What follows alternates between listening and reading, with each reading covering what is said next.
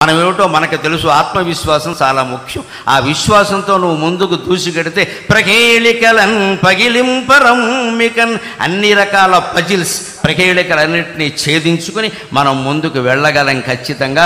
అటువంటి ధైర్యం రాష్ట్ర ప్రభుత్వాధినేతకి ఇప్పటికీ ఉంది. మనందరికీ కూడా అటువంటి ధైర్యం మనకు కలగాలి.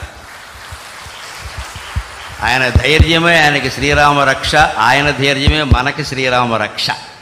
అందుకని వచ్చే సంవత్సరం విశ్వావసునామ సంవత్సరం ఆంధ్రప్రదేశ్ ప్రభుత్వానికి బాగా అవసరం. కాబట్టి నిజంగానే విశ్వావసు అంటే అన్ని రకాల బంగారము లోహాలు అన్నీ ఆంధ్రప్రదేశ్లోనే లభ్యమై భగవంతుడి దయ వల్ల అన్ని రుణాలు తీరిపోయి వారు ఆశించినట్టే స్వర్ణాంధ్రప్రదేశ్గా రూపొందుతుంది అని స్వర్ణ భారత్ ట్రస్ట్ సాక్షిగా మనం భగవంతుని ప్రార్థన చేద్దాం. స్వర్ణం ఉన్న చోట స్వర్ణమే ఉంటుంది. ఇది స్వర్ణాంధ్రప్రదేశ్ సాధించాలి అంటున్నది స్వర్ణ భారత్ ట్రస్ట్లో.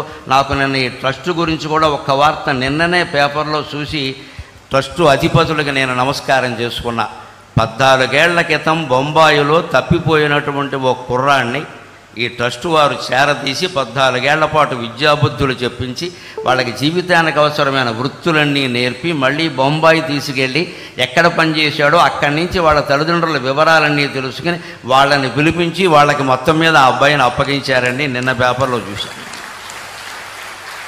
అందుకని మా అమ్మాయి ఇలాంటిదైనా దీపగారిని నేను ఆశీర్వదిస్తూ ఉన్నాను. నిజంగా ఇంత ట్రస్టు నడుపుతూ ఇంతటి మంచి కార్యక్రమాలు చేస్తూ నేను చూసి ఈ ట్రస్టు ఇంత గొప్పదా, దీనిగా నేను వెళ్ళబోతున్నదేని నేను చాలా సంతోషించాను. నిజంగా దీన్ని ఆదర్శంగా తీసుకుని మనం స్వర్ణాంధ్రప్రదేశ్ నిర్మాణానికి ఎంత చేయాలో అంతా చేద్దాం. ప్రభుత్వానికి పూర్తిగా సహకరిద్దాం అన్ని విధాల.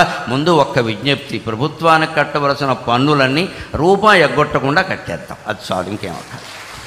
అది ఒక్క పని మనం చేసి మళ్ళీ ఏమండి నాకు అవకాశం ఊరికే గోక్కుండా మనం మొత్తం అన్నీ కట్టేస్తే అన్ని ప్రభుత్వాలు బాగానే నడిస్తే. పూర్వం నుంచి ప్రభుత్వాలు పన్నుల మీద ఆధారపడి నడిచాయి.